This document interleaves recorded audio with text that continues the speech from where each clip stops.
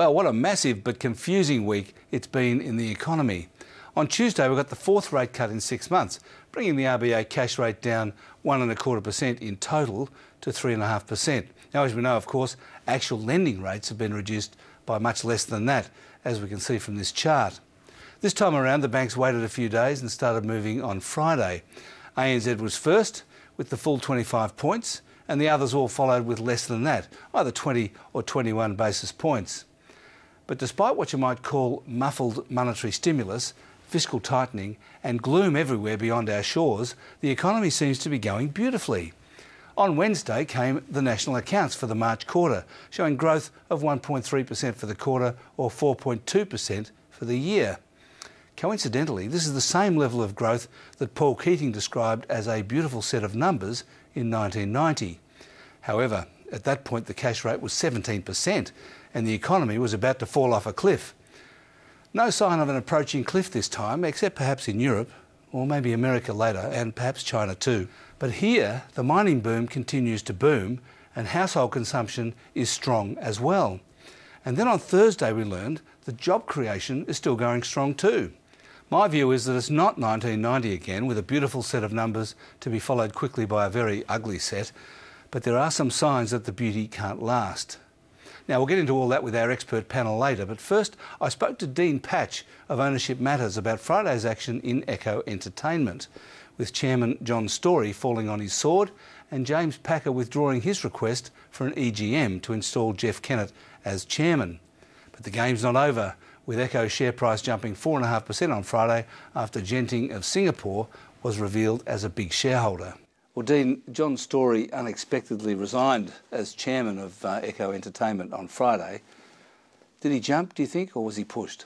Well, it seems that he was pushed. What we know is that he certainly wanted to test the numbers at the forthcoming or the proposed EGM, and that was clear from the announcement that was made. Unfortunately, it seems that he didn't have the support of his colleagues, or his colleagues thought it was an unnecessary distraction in the context of what is shaping up to be a battle for control at Echo, and nothing more, nothing less. It does seem strange that a board would just dump the chairman like that. I mean, why would they fold?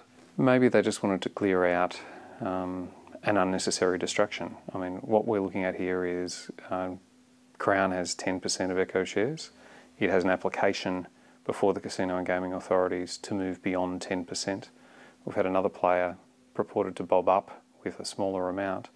Why have someone who is the focus of an attack when the real play here is about ensuring that the majority of your shareholders are on your side and not distracted? So he may just have been a casualty of that. Now, James Packer seems to have withdrawn his request for an EGM to install Jeff Kennett as chairman, but do you think he's given up? He certainly hasn't given up.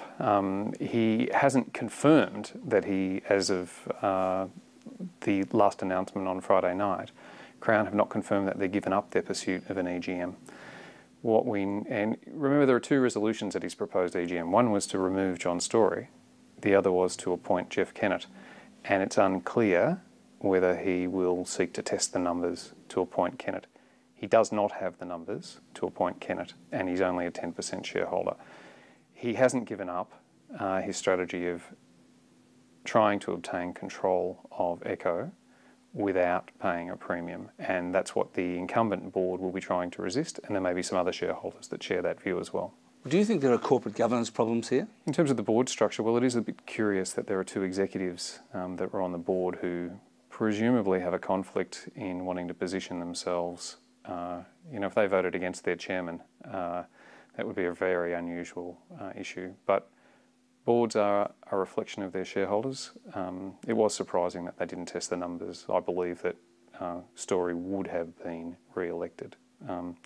But that's ancient history. He's resigned, and there's a new chairman. It does seem that Genting of Singapore has now emerged as a player with a stake in the company, or at least it's speculated that they have.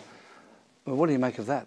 They've confirmed that they have an interest in Echo. They haven't confirmed the amount. If they have bobbed up with 4.9%, as is purported, Echo potentially has a white knight, and it could be game on for a takeover battle, a genuine contest for a change of control. We're yet to see that yet. It's pure speculation, but if that's emerged, I think we could be in for an old-fashioned two-cornered contest.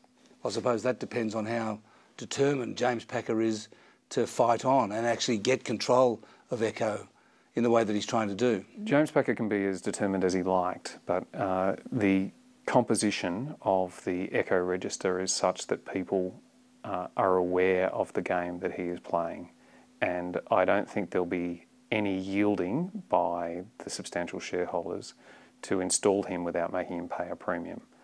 There is just not that appetite. Thanks very much, Dean. My pleasure, Alan.